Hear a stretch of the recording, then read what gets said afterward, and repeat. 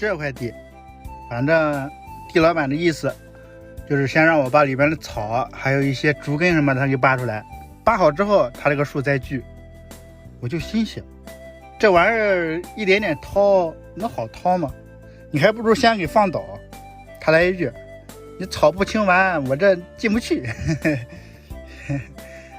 于是我就先把这里边好掏的我给他掏，我掏一点他锯一点，就这样我们两个搭配着干活，把这一块给清出来。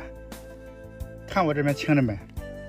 反正清好之后就把这个土继续给挖坑，不好挖啊，下面还是都是一些石头块子，挖不深，只能说挖大一点，到时候摊薄一点，上面盖一层子那个石头多一点的，再把这个好土再盖上面，应该就8月不离10了。